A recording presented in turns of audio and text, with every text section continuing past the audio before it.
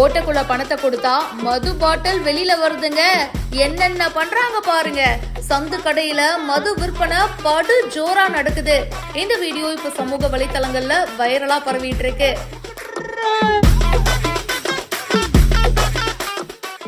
Salem Vazhapadi police ஸ்டேஷனுக்கு உட்பட்ட இடங்கள்ல சட்ட விரோதமா மது விற்பனை படு ஜோரா காலையில 5 மணில இருந்தே ஸ்டார்ட் ஆகுது அப்படின்னு சொல்றாங்க.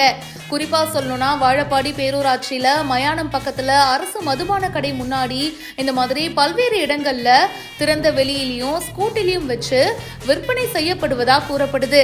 பாட்டிலுக்கு ஏத்த மாதிரி விலை கூடுதலா வசூலிக்கிறாங்க அப்படின்னு சொல்லப்படுது. இங்க பச்சை கலர்ல துணியால ஏதோ மூடி இருக்காங்க. அங்க ஒரு ஓட்டை இருக்குங்க. ஓட்டைக்குள்ள பணம் கொடுத்தா பாத்தீங்கன்னா அந்த சைட்ல இருந்து மது பாட்டில் வெளியில வருது. காலங்காத்தாலேயே இப்படியா? என்னங்க இது? இதை எப்படியாவது தடுக்கணும், தகுந்த நடவடிக்கை எடுக்கணும் அப்படின்னு வாழப்பாடி பொதுமக்கள் இப்போ கோரிக்கையும் வச்சிருக்காங்க. இந்த வீடியோ இப்போ சமூக வலைத்தளங்கள்ல வைரலா பரவிட்டு இருக்கு.